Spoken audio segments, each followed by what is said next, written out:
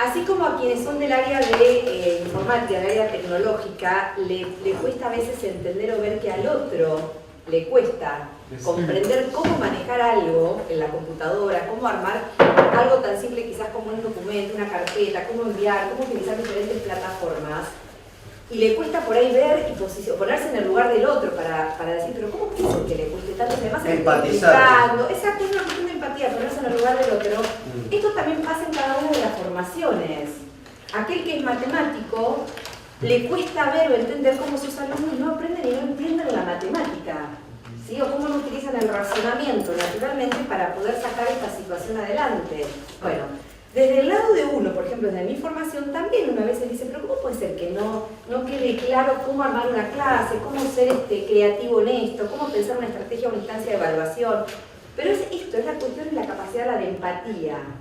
Y lo primero que tenemos que tener presente, que yo se lo dije creo que desde el primer día, que esto es como si yo, porque vengo y hablo con ustedes, que tenemos la suerte de vernos, porque el intercambio y el hecho de encontrarnos hace que uno pueda por ahí preguntar muchas veces otras cuestiones, fuera suficiente o yo me fuera de acá pensando, todos están ya en la misma situación, todos están en el mismo nivel de comprensión, porque yo lo dije, lo expliqué, mostré 10 ejemplos, y sabemos que esto no es así.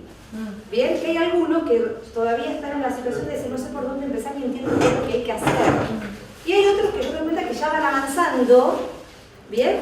Entonces, esto es lo que les va a pasar a ustedes en el aula con sus alumnos también. Por eso es que el alumno, por eso es que las posibilidades de aprendizaje no son de todos de la misma manera ni al mismo tiempo. Como tenemos que tener presente esto, hay algo que lo dijimos creo que en el primer encuentro, la enseñanza, para que haya un verdadero aprendizaje, tiene que tratar de ser gestada o gestionada desde diferentes rutas y de diferentes vías. Va a haber muchos de ustedes que el clic se les hace cuando nos encontramos, ¿bien? Cuando está la explicación. Muchos de ustedes el clic se les hace cuando se sientan y leen la bibliografía, porque tiene que ver con el estilo de aprendizaje de cada uno, ¿eh? Otros se les hace el clic cuando está ese pequeño esquema que por ahí podemos hacer o que hace un docente en el pizarrón. Claro, ahí es donde empiezan a estar las relaciones. Porque cada uno tiene un estilo de aprendizaje también diferente, con tiempos diferentes y con experiencias diferentes. ¿Bien? Esto es lo que va a pasar con los alumnos de ustedes también. Por eso que tenemos que tratar de recurrir a una variedad de recursos y de estrategias. Sí, bien. En la materia didáctica lo vimos y me quedó fresco como que lo leí ayer. El enfoque globalizador del aprendizaje significativo. Exacto. Que es, tal cual. Y esto tiene que ver con eso, tiene que ver con el aprendizaje significativo y tiene que ver con todas esas teorías que ustedes empiezan a ver de los diferentes autores, cuando dice que el docente es el facilitador, el mediador, la guía, ¿sí? Con esto de la zona de desarrollo próximo, de la que habla Vygotsky, de aquello que el alumno puede hacer solo y lo que puede hacer con la ayuda del otro. Bueno, ahí es donde está la situación de cuál es el rol del docente realmente. ¿Bien? Que el facilitador no es que te lo hago más simple para que vos lo aprendas, no. Es generar diferentes tipos de propuestas que generen que sean situaciones problematizadoras o desafíos. Así que no desesperen, por eso utilicemos los recursos que tenemos, utilicemos el recurso del foro, por ejemplo, en la plataforma, porque a algunos se le va a hacer el clic cuando otros pregunten. Entonces, utilicemos todos estos recursos, ¿bien? Voy a hacer una breve lectura porque no nos vamos a meter por el tiempo demasiado en lo que es evaluación. Ustedes vieron que dentro del trabajo hay un aspecto de evaluación. Puede ser que muchos estuvieran más perdidos en este tema porque todavía no habíamos ingresado en esto. No nos vamos a detener tampoco demasiado. A ver, simplemente vamos a partir en evaluación de un concepto de evaluación formativa. ¿Qué quiere decir evaluación formativa? Es aquella evaluación que podríamos llamar la evaluación auténtica, que realmente le sirve tanto al alumno como al docente para conocer el proceso de enseñanza y de aprendizaje. Quiere decir que la evaluación, en la medida que dé recursos y dé información, no solamente al alumno, sino al docente como enseñante, es válida. Entonces, si yo me posiciono acá y simplemente voy a trabajar con un estilo de evaluación tradicional, pregunta-respuesta, 5 preguntas, cada una de las preguntas vale 2 puntos, y lo único que logro ver es si ustedes estudiaron o no estudiaron, y posiblemente sea una respuesta limitada, porque yo no voy a conocer otro tipo de proceso. Cognitiva, la verdad. En realidad, exacto. A ver, aquel que estudió y que tiene capacidad o que tiene la posibilidad de memorizar, le va a ir bien. Estoy evaluando memoria. Nada más, estoy evaluando memoria. ¿Bien? Que no quiere decir que no lo deba hacer en algún momento determinado. Y volviendo siempre a lo que Melina Furman decía, el problema es cuando esto es lo único que existe en las aulas, que generalmente sucede. ¿Bien? Entonces, esa evaluación a mí me da como docente una única respuesta. ¿Estudiaron? Les fue bien. Si estudiaron, además tienen memoria. No estudiaron, no les va a ir bien. Punto. ¿Bien? ¿Qué pueden saber ustedes como alumnos desde ese lugar? Bueno, claro, lo mismo. Si estudié, me va a ir bien. Y si además tengo memoria y recuerdo. Si no estudié, no me va a ir bien. Pero como nosotros hemos insistido en que el proceso de enseñanza tiene que ser un proceso donde no solamente el alumno adquiera competencias del saber, sino competencias del saber hacer y desarrolle habilidades cognitivas, claramente este tipo de evaluación no me va a permitir ver cuál es la capacidad o la habilidad que el alumno tiene con logros o con dificultades. ¿Bien? Yo ahí no voy a saber si el alumno relaciona, si el alumno puede conjeturar, puede inferir. O sea, esto no lo voy a saber por ese tipo de evaluación. Serían las preguntas, cuando vimos los tipos de preguntas fácticas. ¿Cuál es la definición de aprendizaje? ¿Qué dice Anijovic con respecto a la evaluación formativa? Esto es una evaluación de tipo sumativa, sería formal y con preguntas fácticas o sencillas. Y la invitación es que superemos esto, que es de lo que tenemos por todos lados. Bueno, bien. Simplemente acá hablamos de retroalimentación como una idea o como un concepto de que la evaluación no debe ser únicamente una situación donde yo los evalúo, tengo una nota y les digo bien, la mayoría había estudiado, como la mayoría estudió les fue bien, y ahí cerramos la retroalimentación, que es esta ida y vuelta, ¿no? Es volver un poco hacia atrás, revisar qué es lo que tenemos, qué es lo que pasó, para seguir avanzando. Si yo les doy una situación problematizadora, y sé que para poder resolverla ustedes tienen que dirigirse a hacer una lectura a conciencia y una lectura en la comprensión y una relación de los marcos teóricos. Tienen que encontrar diferentes vías de resolución, tienen que poder discriminar y jerarquizar. Esto lo tomo, pero esto lo dejo. O sea, esto lo tomo, esto lo dejo. Tienen que decir, voy a trabajar por este camino y no por este camino. Pero si trabajo por este camino me va a pasar estas cuestiones y al dejar esto voy a perder esto, entonces estas variables también ya no las voy a tener presente. O sea, si en mi cabeza empieza a hacer todo este movimiento, estoy gestando en ustedes justamente un proceso cognitivo. ¿Bien? Que después, para irnos a las preguntas metacognitivas, de esas 4 tipos de preguntas de las que hablábamos, justamente las preguntas que ustedes mismos se podrían hacer es ¿cómo lo resolví? Claro. ¿Bien? Bueno, ¿qué hice primero? Tomé el material, me senté con todo el material en el momento en que uno arranca y dice, Dios mío, ¿por dónde empiezo? ¿Sí? Porque esto pasa. ¿Por dónde empiezo? Bueno, a ver, voy a organizarme, voy a hacer una lectura de todo. Este material me va a servir, esto lo han hecho seguramente ustedes muchos en su formación. Lo que pasa es que quizás no lo han concientizado como proceso. Sí, una pregunta. Sí. Es una pregunta, me doy cuenta de esas metacognitivas, pero Sí. el otro día se me ocurrió una y digo, ¿será metacognición eso también? Cuando uno le plantea al estudiante qué propone para la evaluación que se le está tomando, se le pide que mejore el proceso de evaluación que se le está tomando. Sí. ¿Es metacognitivo también? No. En la medida que uno lo posiciona al alumno a pensar desde su propio desarrollo, sí. Porque en realidad lo metacognitivo tiene que ver con uno, yo me doy cuenta de lo que yo hice. Si no, tiene que ser una pregunta donde yo le pido que mejore, que sugiera. Claro, está bien. ¿Bien? Está bien. Por eso les digo, el tema es cuando uno piensa, para uno decir, bueno, primero organicé el material, después hice una lectura, intenté sintetizar todos estos conceptos, después tuve que buscar más información para ver si podía ir por este camino, después lo compartí con otro compañero y vimos que la mejor vía o la mejor ruta para resolverlo era esta, entonces dejamos de lado esto. Bueno, todo ese proceso es lo que lleva a que uno piense en realidad qué puso en funcionamiento para poder resolver esto. Sí, sí, sí. ¿Bien? Yo no encuentro una relación directa con lo que me decís, que puedo hacer una analogía, por ejemplo, de mi área también, con lo que es la metaprogramación. Es un programa que hace programas, de alguna manera, que puede crear software en sí mismo. Bien. Entonces está ese proceso de metaprogramación en el mismo lenguaje. Dentro del mismo programa. Claro, Sería, sí, bien, sí. bien. Por eso el meta es Bien. Bien. En la materia Sí. Introducción a la Psicología, en la carrera de Psicología, nos volvieron, por lo menos a mí me mataron con una monografía en la cual teníamos que tratar un tema, Ajá. y era lo que construyo, y después teníamos una columna de cómo lo construyo. Bien. Y tenemos que Bien. explicitar. Exacto. A mí me volvió loco con Exacto. todo eso en Porque primer no año. es fácil, Claro. además, no es fácil pensar sobre el proceso de pensamiento de uno.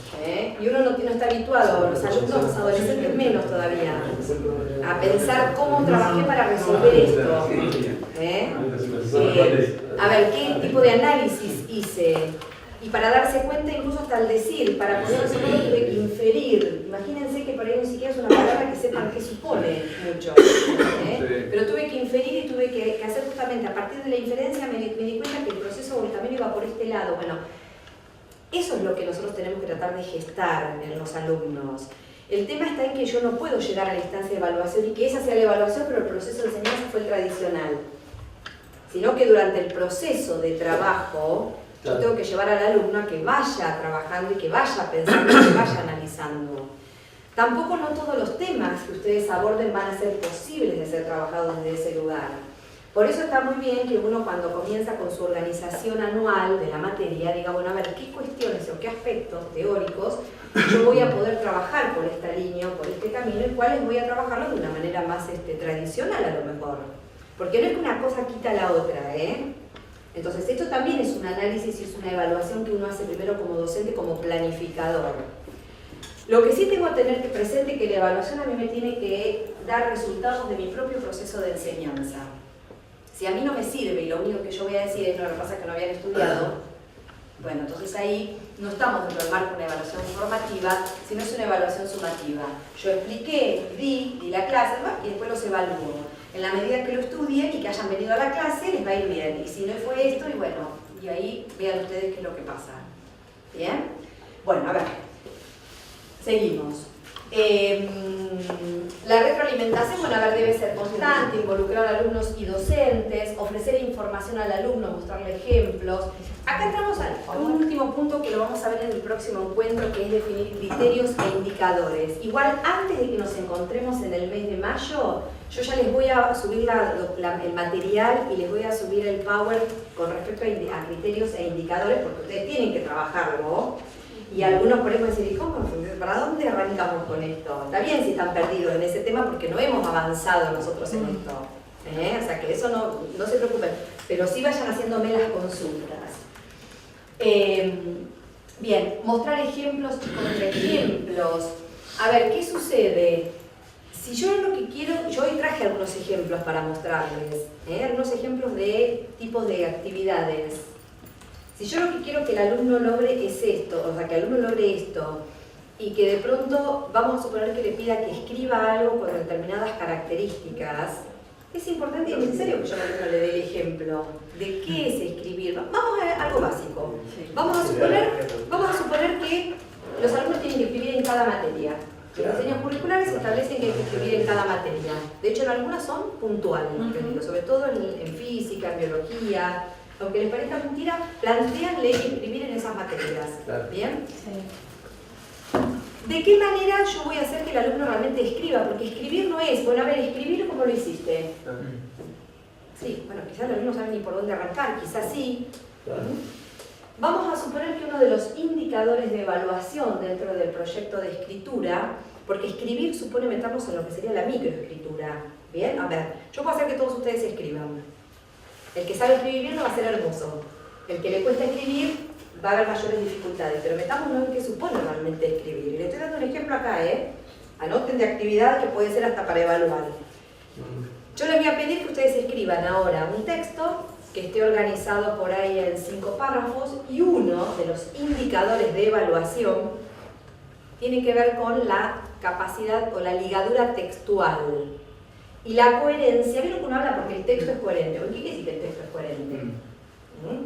Bueno, uno de los indicadores va a ser la capacidad o la ligadura textual que marca una coherencia. ¿Y qué quiere decir esto? Cuando el alumno escribe estos 5 párrafos, el segundo párrafo retoma la idea del primero, el tercero retoma la idea del segundo y del primero, el cuarto retoma la idea del tercero, del segundo y del primero, y el quinto el del cuarto, el tercero, el segundo y el primero. La conclusión tiene que retomar puntos de cada uno de los párrafos. ¿Bien? Eso tiene que ver con la capacidad de una ligadura textual coherente. Y eso tiene que ver con la microescritura, meternos adentro de la escritura. Cuando yo hago que el alumno trabaje eso, es muy difícil que el alumno recorte y pegue de internet. Lo puede hacer, pero va a tener que unirlo en algún momento. Claro, tiene que ser. Y la única manera de que lo va a poder unir es si realmente se mete a analizar lo que está copiando. O sea, no le quito el recurso de la computadora, no es el recurso en sí malo. El tema es como yo se lo presento como docente. Claro, no, tiene que ser un amplificador de una capacidad que él ya tiene. Claro. No tiene que ser. El tema puede pasar que la capacidad no la tenga desarrollada. Bueno, entonces hay que acompañarlo en Exacto, eso. entonces hay que trabajarlo. Sí. Entonces, como estábamos en el ejemplo y el contraejemplo, yo puedo presentarle al alumno dos textos muy simples, preparados a propósito por mí, ¿bien? Donde yo por grupo incluso inicie en cualquiera de las materias, puede ser de pareja, puede ser de A3, individualmente, si quisiera, y les diga, bueno, a ver, vamos a analizar el texto A y el texto B. Incluso un texto de media carilla, no necesito escribir 4 hojas para que él analice esto. ¿Qué diferencias y similitudes ustedes encuentran en el texto A y en el texto B? Entonces ellos, si yo los voy conduciendo, ellos van a ir sacando esto, lo van a ir viendo. Pero porque yo como docente les di un ejemplo y les doy contraejemplos también. Los preparo para escribir. Esto es lo que ocurre muchas veces en educación. Doy por hecho que ellos tienen que saberlo o que además lo tienen que hacer bien. Y quizá nos hemos olvidado de esa parte intermedia que es darles propuestas para que realmente lo hagan. ¿Bien? ¿Y ahí qué pasa? No va a ser lo mismo escribir esto en el área de física, no va a ser lo mismo escribirlo en el área de la matemática o en el área de la educación física. Va a variar. Y como técnico, como especialista de la materia, obviamente el ejemplo va a ser concreto desde mis materias. ¿Va ese ejemplo más o menos? ¿Se queda claro como...? Y yo que partir de un indicador de evaluación. ¿Y cómo me doy cuenta si eso está logrado? Bueno, tiene la producción del alumno. Cuando yo levante después, si son 30 alumnos y lo hice trabajar en pareja, tengo 15 producciones que me las voy a llevar y me las voy a evaluar incluso. ¿Cómo me doy cuenta si ellos tienen capacidad en este grupo para trabajar la coherencia en el texto y la ligadura textual? Bueno, por las producciones de ellos. Si yo no hago este ejemplo, nunca me voy a dar cuenta de esa dificultad o de esa habilidad. Porque puedo contarme con que es una habilidad del grupo. ¿Está? En cambio, si yo les digo, bueno, escriban sobre tal cosa, bueno, ¿qué va a pasar? Van a recurrir a internet, van a googlear y van a recortar y pegar, me lo van a dar y por eso puede convertir en una pérdida de tiempo para todos. Para ellos, que en realidad fue una actividad que no tuvo ningún sentido, no tuvo una orientación puntual, no le di una pauta y una consigna concreta y puntual, y para mí como docente que tengo que ver algo que sé que lo recortaron y lo pegaron. Y en definitiva, ¿eso es aprendizaje para ellos? No, quizá para alguno que lo hace a conciencia, ¿bien? En cambio, desde el otro lugar, la única manera de que lo hagan y que esto salga es sentándose y trabajando, o sea, tratando de llegar a esta meta y este propósito que tiene el docente. Después les voy a compartir porque este es un indicador de escritura, es uno. Yo tengo armado 7 indicadores de escritura, que se los voy a dar después para que vean, incluso el pasar, por ejemplo, de primera persona a tercera persona. No es lo mismo porque el punto de vista cambia, la mirada cambia. El uso de reformulaciones, miren, otra propuesta, otro indicador. Vean que ya vamos hablando de indicadores, El uso de reformulaciones. ¿Qué quiere decir reformulaciones? Yo escribo lo mismo pero utilizando otras palabras. Yo doy la idea, las tengo que volver a escribir cambiando las palabras. ¿Cómo voy a poder, por el parafraseo? Yo les doy el texto, les doy el párrafo. ¿Y cómo tengo que escribirlo? Tengo que parafrasearlo. ¿Cómo voy a parafrasear? Únicamente si entendí, únicamente si lo leo. Sí, también es cuestión del manejo de vocabulario. Tal cual. Y me veo, o sea, como alumno yo lo llevo a esta cuestión de que él tiene que empezar a encontrar otras palabras. Lo puedo escribir en un lenguaje más coloquial y pedirle que lo pase a un lenguaje más específico y técnico de la materia.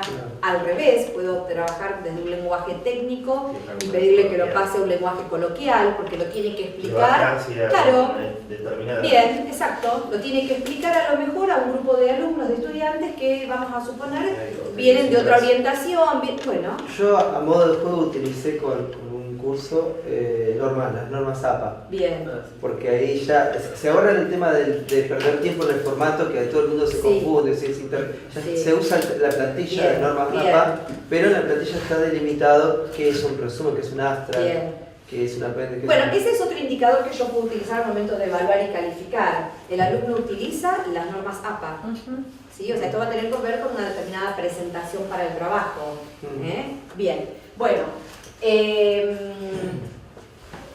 A ver, ¿qué otra cuestión importante? Disminuir justamente la distancia entre lo realizado y las expectativas. El tema está, a ver, entre lo que el alumno hace y lo que la expectativa que yo también tengo como docente. Bien, y si estas expectativas yo además las socializo, las comparto, ellos saben cuál es el propósito de la clase, cuáles son los objetivos de la clase. Lo importante va a ser cómo se realiza para que esto y esto no tenga una distancia abismal, lo que puede suceder muchas veces. Como docente yo me proponía esto y ellos terminaron logrando esto. Yo me proponía que trabajen desde una escritura a conciencia y resulta que ellos lo que hicieron fue recortar y pegar. Bien. Entonces por ahí tenemos que preguntarnos, pero el proceso que se le dio al alumno, o las consignas que se le dieron a los alumnos, o la propuesta, ¿fue realmente específica y concreta para que ellos vieran qué y cómo debían trabajar la escritura? ¿O simplemente les dije escriban y busquen sobre? ¿Bien? Bueno, a ver. Bueno, lo importante es esto, ¿no? De la autonomía cognitiva, pensando en este proceso donde tiene que haber una cuestión de razonamiento, donde tiene que haber un proceso de pensamiento, donde al alumno lo llevemos a hacer esta metacognición, ¿no? Esto de qué estoy aprendiendo, cómo lo estoy aprendiendo, y justamente lo que plantea es el tema de la evaluación, que muchas veces lleva a una corrección. Yo evalúo, corrijo, el alumno tiene una escala del 1 al 10, cuanto más sabe, cuanto más replicó lo que yo esperaba, va a tener una mejor calificación. En la medida que esto no esté logrado, la calificación va a ser menor. Después viene el tema de la acreditación, la aprobación, la promoción. O sea, son muchos conceptos y muchas paletas materiales no es de evaluación. Muchos conceptos en los que nos deberíamos meter porque son diferentes cuestiones. Una pregunta que yo les hago. ¿Podría suceder que un alumno obtenga calificación 10 y no aprenda? ¿Podría suceder que un alumno aprenda una materia sin haberla aprendido? Sucede que se termina en carrera sin haberla. Bueno, ya puede suceder que un alumno de secundario termine con su título sin haber aprendido. Sí. Hay carrera, bueno, ya hay. Bien. Mi pregunta es, durante todo el año, siendo profesor, ¿siempre tiene que utilizar esas formas de evaluación? Porque a veces agobia No, uno no ya sabe cómo preparar ese no, material. no. Va intercalando, Bien, ¿no? exacto. Por eso yo les Porque decía, eso a mí primero, me preocupa claro, cómo lo primero armar. porque a veces nosotros tenemos esta tendencia natural, los argentinos, digo, como sociedad, de ser extremistas. Entonces, tengo esto o esto, ¿no? Somos los polos opuestos. A ver, por eso ustedes piensen cuando nosotros hablamos de la competencia, de las competencias, y yo quiero que alguien sea competente, las competencias que eran estas habilidades que las personas adquirimos, tienen que ver con 3 cuestiones. Una es el aprender, el saber. Yo cómo puedo saber, si yo quisiera saber con exclusividad, si ustedes han leído todo el material que yo les dejé y ustedes interpretan qué supone enseñar o qué supone la buena enseñanza o qué es un criterio, por ejemplo, de evaluación, o qué es un indicador, yo puedo tranquilamente preguntarles. ¿Bien? Yo puedo decirles, ¿qué dice Anijovic sobre qué supone, cómo plantea Camilloni tal cuestión? ¿Qué es un criterio y qué es un indicador? ¿En qué se diferencian? ¿Qué supone cada uno? ¿Bien? Entonces esto es válido de hacerlo, porque hablo del saber. El tema está en que ahí es donde nos quedamos. Entonces tenemos que ir a una propuesta mayor, porque el desafío hoy en día está justamente en el saber hacer. Y ahí es donde entra todo esto que tiene que ver con lo cognitivo. Ahí es donde entraría la palabra en un examen, ponerle, ¿no? Sí. En vez de ponerle, ¿qué diría? Ponerle desarrolle, explique, esas palabras cambian el pensamiento del chico. Podría, No, ¿qué piensa? Podría. A ver, si el alumno Tal cosa. estudió, seguramente lo va a poder desarrollar y explicar. Claro. Lo va a explicar en función de lo que No, dice el lo que autor. pasa es que en ese ejemplo de desarrollo, no le estás tirando lo mismo que la misma pregunta Claro, del cine. sí. Bueno. O por qué tal. Por eso, Ahí si vos cuando le haces hablamos- una introducción en la pregunta, pues va Exacto. llevando un Ahora les doy un interés. ejemplo. Bueno, relaciones mejor. Muy válido esto. Sí. Yo, cuidado a veces porque podemos enmascarar las preguntas. Yo no le digo defina tal cosa, le digo desarrolle, le digo explique. No, pero en base a lo que explicaba el autor sobre tal cosa, Sí, lees la frase y le decís ¿Qué? sentido de... Exacto, o en esto, o a ver, o les doy un ejemplo concreto, una situación X, ¿sí?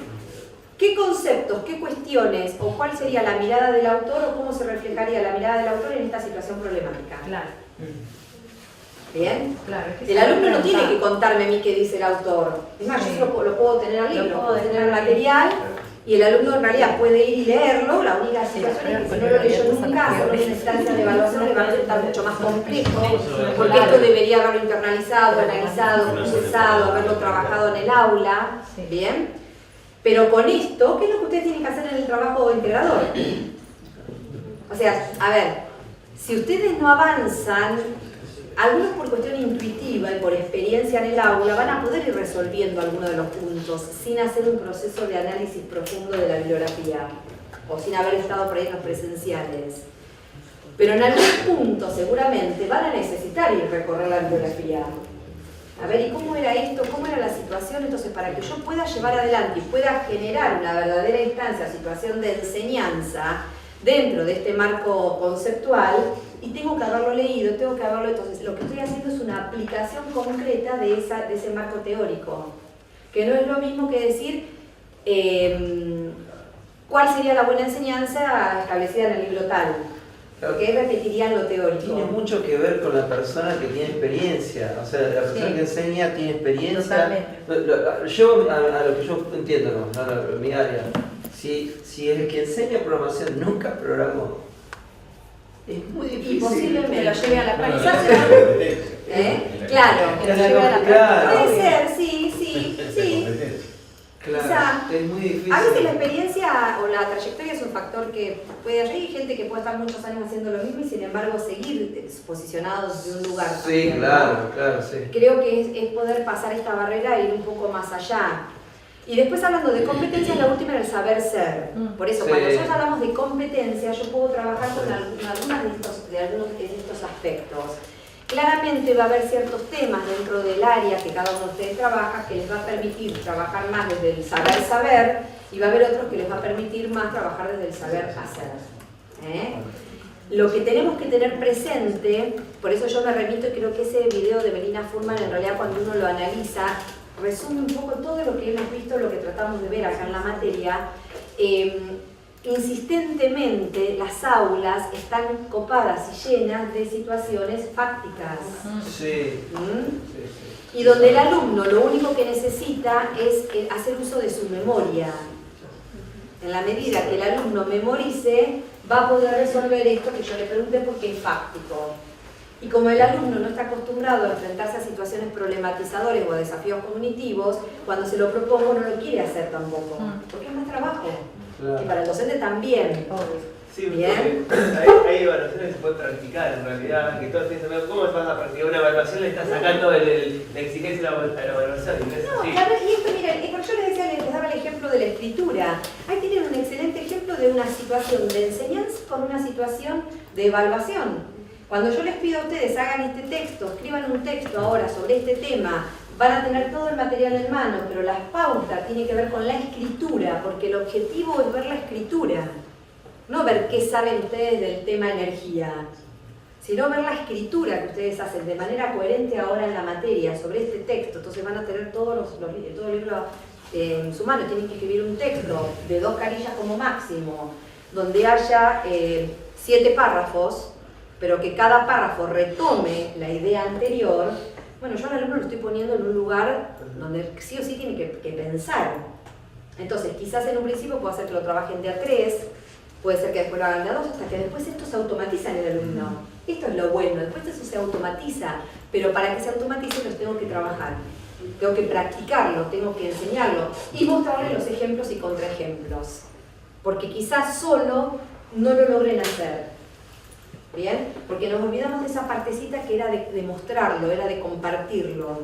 Y esto tiene que ver, en muchos diseños curriculares aparece de lo modélico, los textos modélicos. Mostrarle al alumno. ¿Está? Bien, a ver. Vamos que quiero ir a los trabajos. Bueno, por eso lo importante es pensar el tipo de tareas que se les da a los alumnos. Bien, el tipo de actividades que se les propone. Bueno, acá mira, les voy a dar un ejemplo de cómo podrían ser ciertas retroalimentaciones y ciertas devoluciones que damos. A ver, dice, ¿lo están viendo claro ustedes? No. No. ¿Lo ven nublado? Yo lo veo pequeño. ¿Cómo lo ven? Torcido. Por ahí. Ah, no, sí, Supongamos que unos alumnos están perfectos. Sentados en el césped. El camarógrafo lo ve en la cámara, por eso. Claro, no lo puede leer. Claro. Bueno, dice, a ver, supongamos, miren una situación, a ver, supongamos que unos alumnos están sentados en el césped haciendo bocetos de la escena que tienen delante para pintar un cuadro cuando vuelvan a clase. El docente se pasea entre los niños mirando lo que dibujan y observa que algunos bocetos carecen de sombras. Para comunicar esta importante evaluación formativa puede emplear muchos tipos de lenguaje, desde la brusquedad hasta el puro desinterés. Estas son situaciones que pasan permanentemente en el aula. ¿Bien? Esto está mal. A ver si te fijas un poco, aquí no hay profundidad, es totalmente plano. Observa con más cuidado lo que estás dibujando, no lo estás mirando bien. ¿De dónde viene la luz? Exacto, de arriba a la derecha. Pues mira este árbol, ¿ves que el lado de la derecha es más claro que el otro? Intenta representar ese contraste en el dibujo con un poco de sombreado en el lado izquierdo. Debes poner más sombras, te voy a enseñar lo que quiero decir. Mira el boceto que acabo de hacer del mismo árbol. ¿Qué intentas conseguir con el dibujo? ¿Qué podrías hacer para acercarte un poco más a lo que quieres conseguir? Está muy bien, sería así. ¿Qué situación sería por ahí la ideal? Si hubiera alguna ideal. ¿De dónde viene la luz? Exacto, de arriba a la derecha. Bien, exacto. A ver, este es un ejemplo incluso que seguramente es de nivel primario, ¿no? Pero sirve como ejemplo para que uno después lo vaya posicionando desde el área, ¿no? Yo le voy dando pautas, lo voy guiando, pero lo voy llevando a que el propio alumno sea el que puede ir descubriendo y vaya avanzando. Muchas veces también tenemos el riesgo de que está muy bien, sería así. Muy bien, ¿será realmente? Esto pasa mucho, ¿eh? Cuando esto sucede, más allá de que el alumno puede estar feliz de la vida porque se le vino sacando un 10, el alumno es totalmente consciente de que acá no hay aprendizajes. Y acá es donde empieza a jugar un poco esto de la autoridad, ¿no? Que lo que el alumno ve de pronto con respecto a este docente. A ver, es una docente que realmente se interesa en el proceso mío de avance. Claro.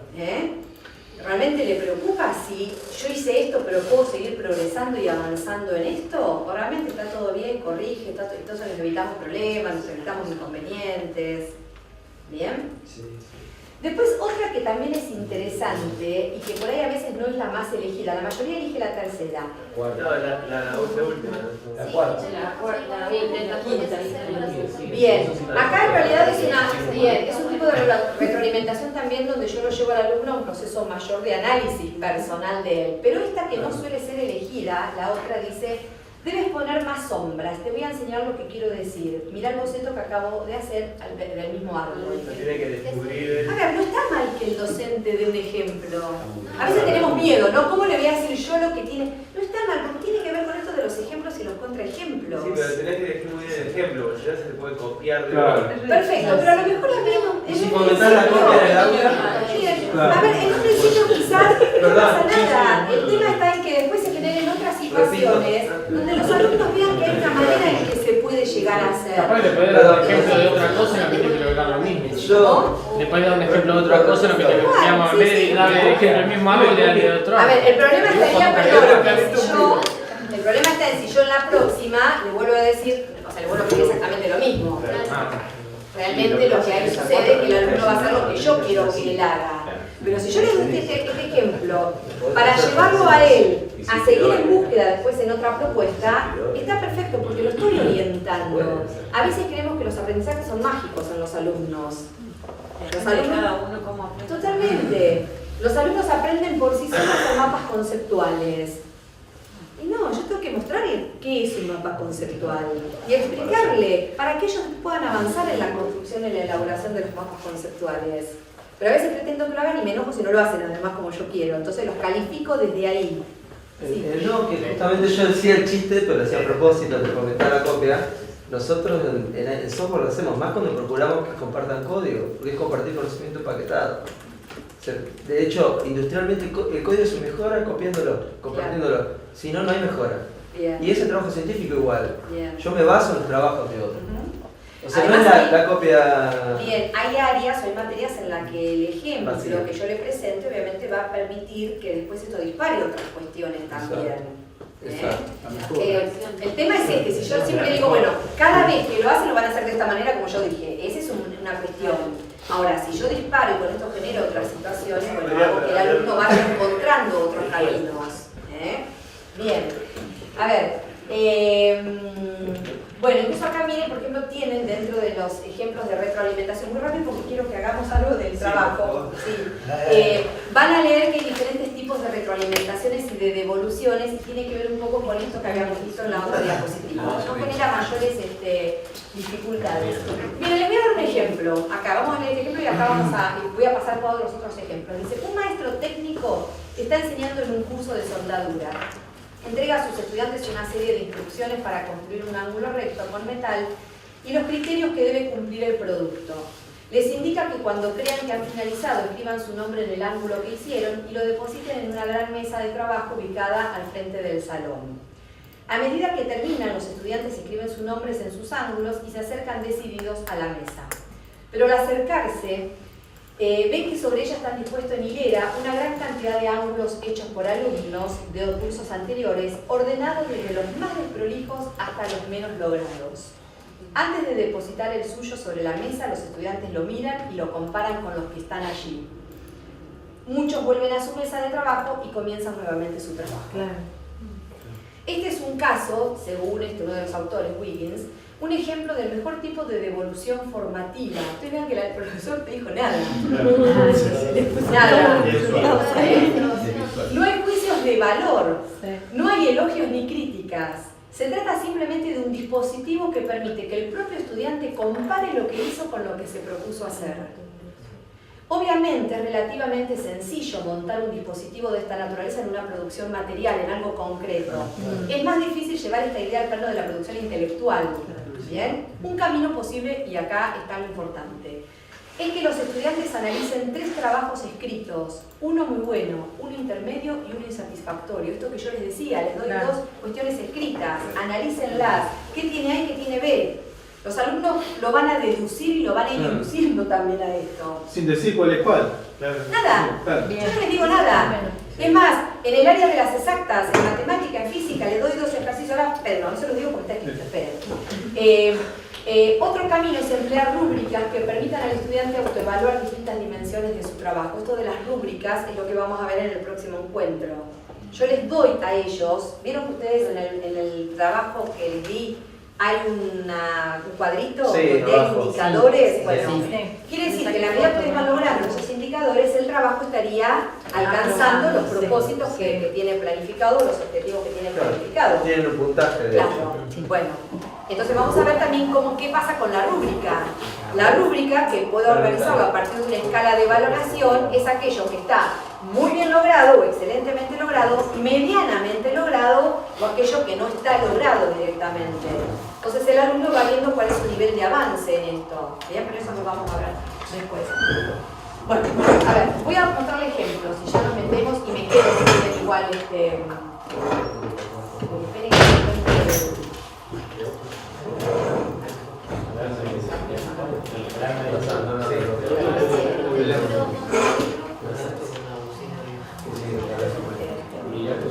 les doy algunos ejemplos que ustedes pueden tener en cuenta. Se iba a veces. Caso de la palabra. A ver, ejemplos de actividades. Ay, no se ve nada. Es un Word, es un archivo, ¿sí? La batería.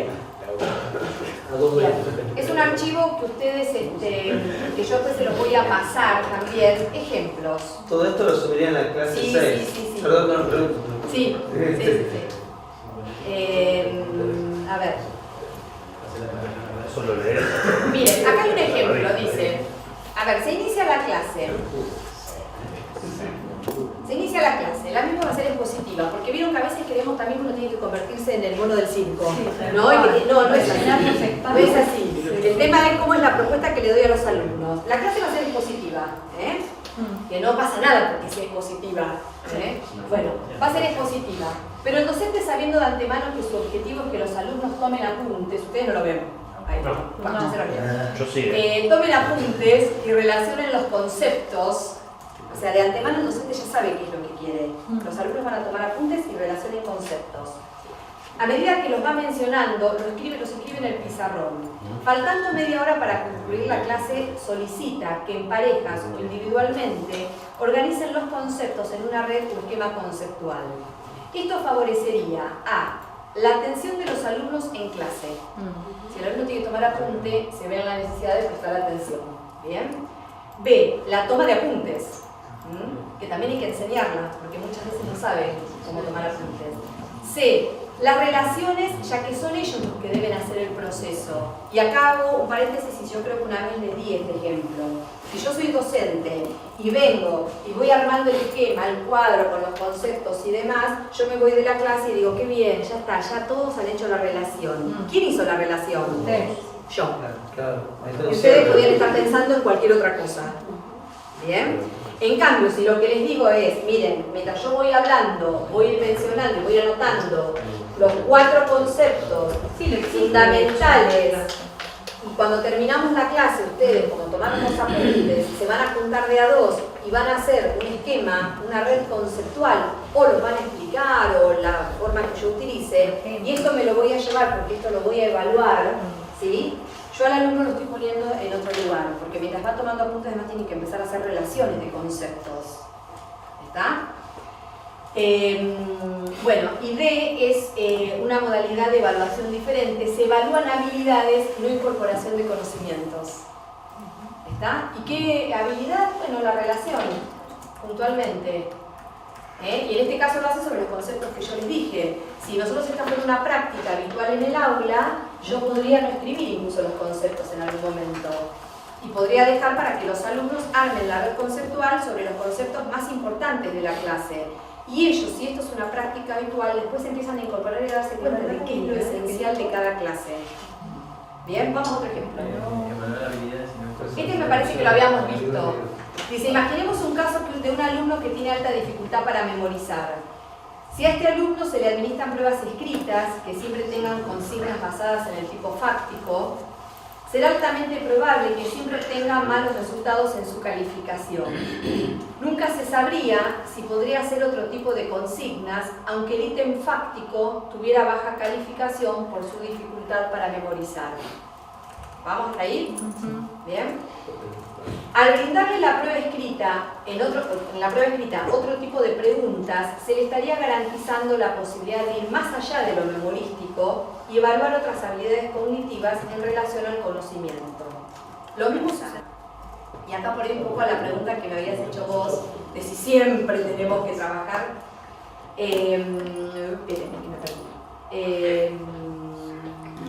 Lo mismo sucedería a la inversa con un alumno que quizás posee agilidad para memorizar, pero dificultad para establecer relaciones. Probablemente, si se aplicaran solo preguntas fácticas, su calificación sería buena, pero no se estaría visualizando su dificultad para relacionar o hipotetizar, por ejemplo. ¿Bien? Entonces no es que yo voy a caer siempre en un mismo estilo. Voy a trabajar con diferentes modalidades de evaluación. ¿Ah? A ver, toma de apuntes. Y acá está el ejemplo de toma de apuntes. Dice, objetivo de la toma de apuntes. Miren, hasta los objetivos le pongo, que podría tener esto. Mantener la atención constante del alumno, que el alumno extraiga los conceptos principales de una exposición oral, que puede ser del docente o puede ser de un tema que presenta un grupo de alumnos. Claro. Que el alumno organice y sintetice ideas en un escrito, etc. ¿Qué actividades pueden realizarse para lograr esto? A. Indicar previamente a los alumnos que de la exposición oral se deben priorizar 6-7 conceptos que son los fundamentales para el aprendizaje del tema en cuestión, los que deberán estar presentes en sus apuntes. El docente puede registrar en el pizarrón los mismos que en un principio. Esto es lo que yo les decía recién, el ejemplo. B. Los alumnos realizan la toma de apuntes y revisan la misma unos minutos antes de finalizar la clase. C. Los apuntes son revisados por otro alumno, quien certifica que los mismos cuentan con lo solicitado por el docente. Ya entramos en el trabajo, en la coevaluación también. D. El profesor corrige el apunte, realiza las observaciones pertinentes por escrito y devuelve al alumno para ser ampliado con diferentes fuentes. ¿Bien? Esto parte de una actividad simple. Yo les digo que tomen apuntes. Y es más, que a veces, pero ¿cómo hago para trabajar las clases y llevarme todos si son 35 alumnos? No necesito llevarme 35 tomas de apuntes. Yo puedo decirle, y esta es la dinámica que se genera en el curso, en el aula con los alumnos. Van a tomar apuntes y el alumno ya sabe cuando toman apuntes, el profesor puede llevárselo. Si yo logro ver que en esta clase ustedes tomaron apuntes y después hacen las relaciones, el esquema conceptual, puedo pedirles que de lo que se trabajó piensen un ejemplo, o sea, no importa qué es lo que les pido en definitiva. Cuando yo me lo llevo, voy viendo realmente cuál es el proceso de aprendizaje de ese alumno de esa clase. Y a su vez, le voy permitiendo al alumno ir construyendo su propia situación de aprendizaje. Porque él no va a aprender cuando llega a su casa y lo memoriza. Él va a aprender en ese proceso de construcción de estos apuntes y de estas relaciones, de esta red conceptual que tiene que hacer. Más aún, si cuando yo vuelvo a la clase siguiente, está la retroalimentación, están las observaciones, donde lo oriento para que él quizás amplíe o ajuste algunos de los conceptos que él planteó. Y quizá me llevé 10 trabajos ese día nada más, no me llevé 35. ¿Bien? Esa es la evaluación procesual, esa es la evaluación de proceso, porque lo trabajo en el mismo momento que estoy enseñando y que ellos están aprendiendo. Esta no es que es la evaluación final. ¿Va más o menos?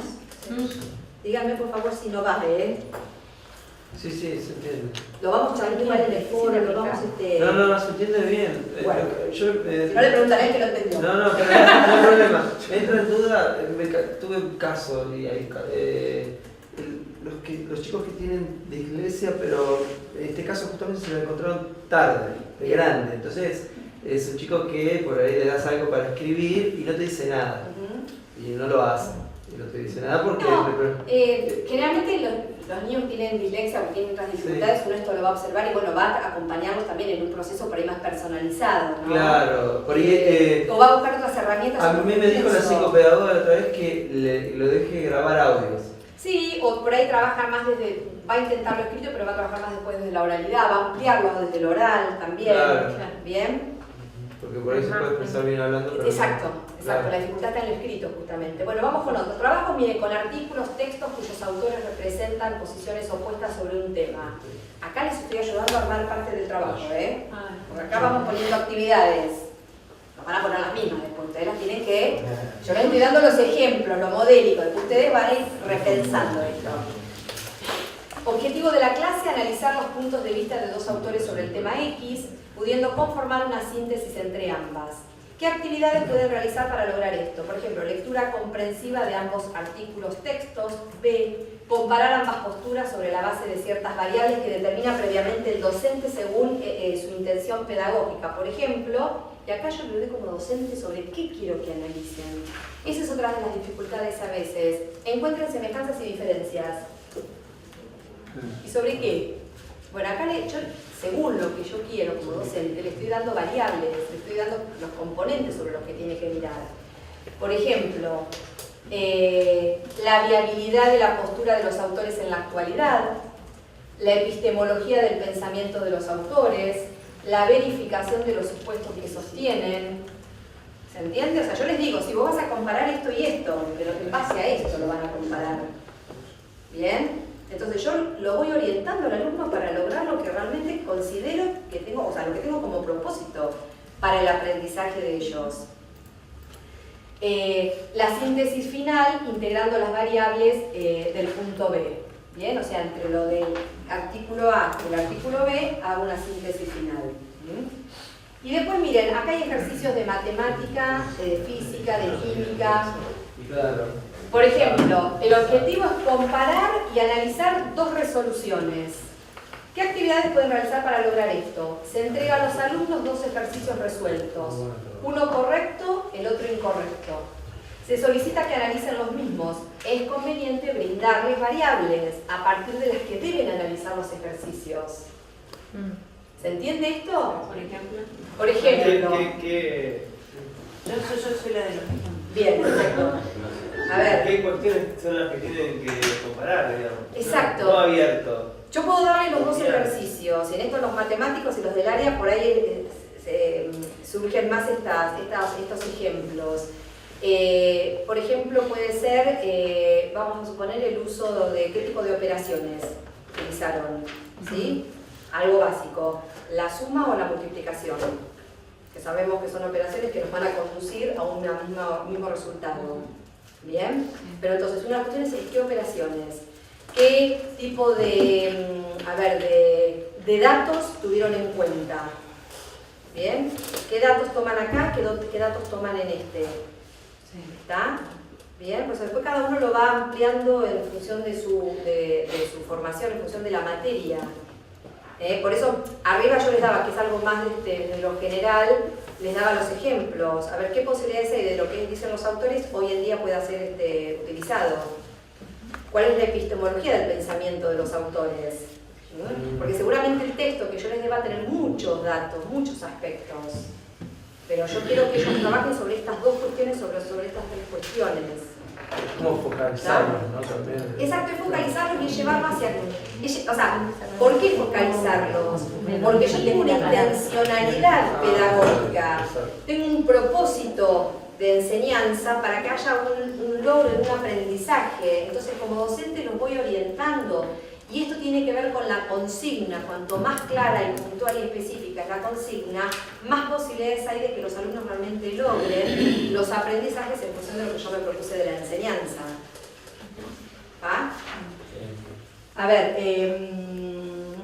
bien, los alumnos deben precisar cuál es el correcto y ajustar y o modificar el incorrecto para que responda a las variables entregadas por el docente.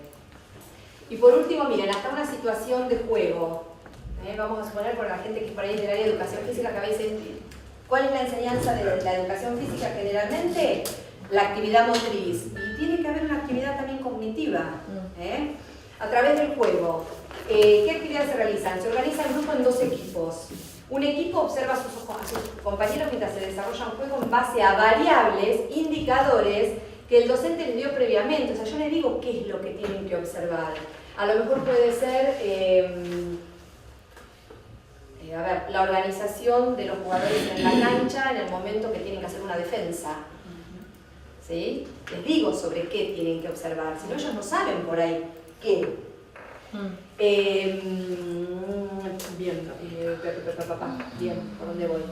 Previamente dispuesto por el docente con la intencionalidad. Bien, el grupo observador da la devolución según las variables, indicadores que el docente ha planteado, rediseña las intervenciones y las participaciones de sus compañeros fundamentando teóricamente las mismas.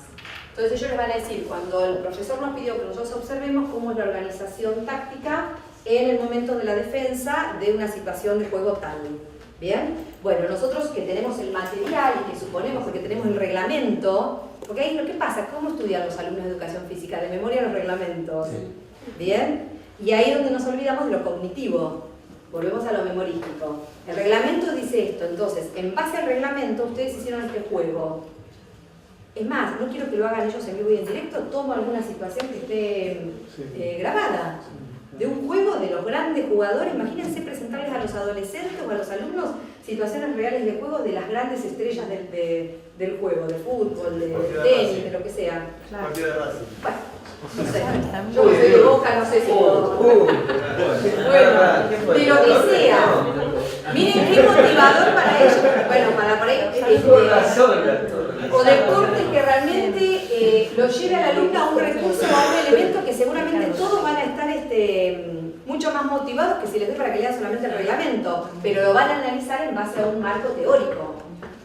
No solamente a mí me parece, porque acá somos todos opinólogos, a mí me parece que debería haber agarrado la pelota, somos todos técnicos, somos todos Messi, somos todos... ¿No? No, a ver, muchachos, está todo bárbaro, pero es en base a lo que dice el autor.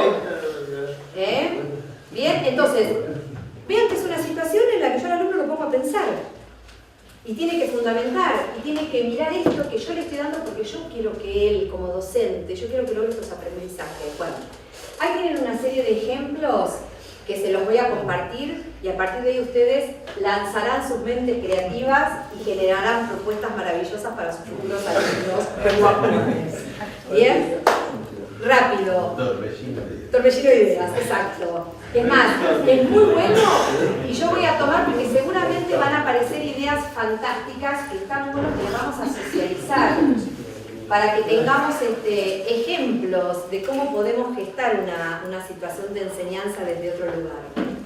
Primera pregunta. Más o menos hay una idea de cómo se debería por ahí empezar a pensar otras alternativas de enseñanza y otras alternativas de evaluación y cómo la situación de enseñanza sobre le sirve para evaluar y para calificar. ¿Sí? Si alguien está muy perdido me lo dice por favor también porque puede ser, que suceda diga, Reina, yo realmente no entiendo nada. No, por ahí me cuesta visualizar en qué formato escribir todo esto. O sea, yo tengo un formato que inventé, pero ¿cómo volcar todo esto dentro del trabajo? Porque lo que más cuesta es escribir. No, a mí me gusta escribir. Pero cuesta. Sí. Cuesta porque uno se dispara. No sé si es que si hay un formato a seguir o podemos elegir el formato que queramos. No, pero ¿en qué sentido lo decís vos? A la hora de desarrollar todo esto, Claro. Como hacer un proyecto, fundamentación, expectativa Claro, de sí. A ver, ustedes sigan, miren, el formato es, toman el trabajo práctico, pregunta 1, respuesta, pregunta 2, respuesta, no hablan en el mismo trabajo. Sí, yo estoy haciendo así. No es que tienen que armar un proyecto aparte, no. Ahí vamos a lo tradicional, pregunta 1 y la respuesta, porque la pregunta lo lleva a pensar ya. Bueno, yo igual te Bueno, bien, voy pasando, yo me voy preguntando cuál le quiero porque a las 9:30 no retomamos otra clase. ¿Cómo van ustedes? Le faltó un video